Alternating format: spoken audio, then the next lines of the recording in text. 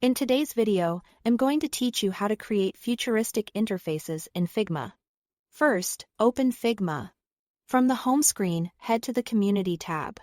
In the search bar, type Futuristic Interfaces. You'll see a variety of pre-designed templates, dashboards, and UI kits created by the community. Browse a bit to find something that matches the vibe you want. Maybe a data-heavy HUD, a clean control panel, or a minimal heads-up readout. Once you find one you like, select it and click Open in Figma to bring it into your workspace. This imports the file so you can customize it without starting from scratch. Now let's make it your own.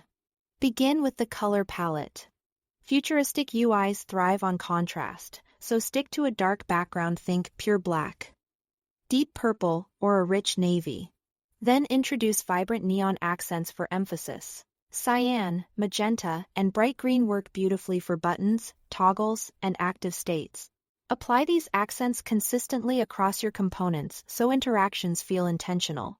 If the template includes color styles, update those styles first. The changes will ripple across the design, saving time and keeping everything cohesive. Keep accessibility in mind as you go. Test contrast by viewing your design at different zoom levels and on both light and dark monitors. Next, update the typography. Replace any standard fonts with more futuristic options like Orbitron, AudioWide, or Space Mono. Use these for big headers, counters, or digital readouts where you want that strong sci-fi personality. For paragraphs and longer descriptions, keep a clean, readable sans serif so the interface stays usable.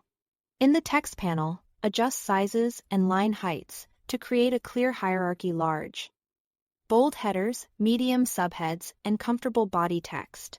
If the template uses shared text styles, adjust those instead of individual layers to maintain consistency. Finally, change the effects to reinforce the neon look. In the right-hand panel, tweak shadows and glows on buttons and icons.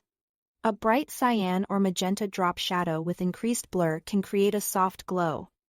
Inner shadows can add depth to input fields and cards.